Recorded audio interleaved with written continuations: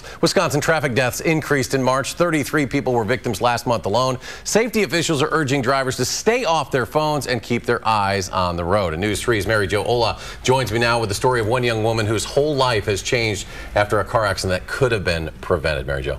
Yeah, you know, Eric, on July 26, 2012, 17-year-old Hannah Laufenberg was on her way to a boyfriend's house with her brother, but a split-second decision changed her life. Hannah Laufenberg stands before a crowd of students. I told my mom things like secrets that she shouldn't have known, so.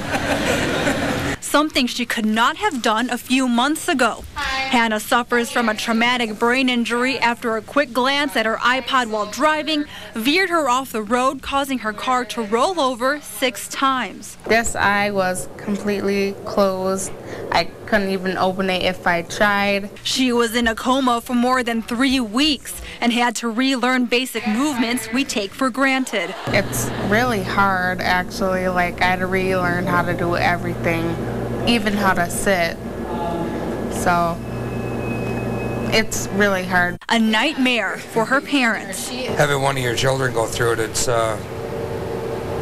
something that you want to be there. You want to inflict all that pain upon yourself instead of watching them go through it, and you can't. Iowa County Sheriff says the fight against distracted driving is tricky. It is really hard to combat it because you have to actually catch the person in the act, so to speak. But nearly a year later, Hannah is doing better and campaigning for an end to distracted driving with the nurses who took care of her in the emergency room.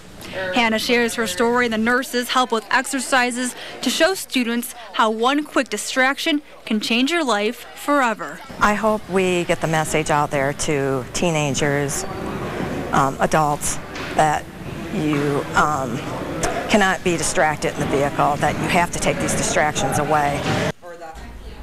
Laufenberg's brother Max was in the car with her during the accident. They were both ejected from the car because they weren't wearing their seatbelts. And Eric, her brother, was okay, but the distracted driving and them not wearing their seatbelts could have been deadly. Well, the texting, the iPods, whatever it is, it's such a problem. Great to hear her message, and we wish her well in her continued recovery. Mary Jo, thanks.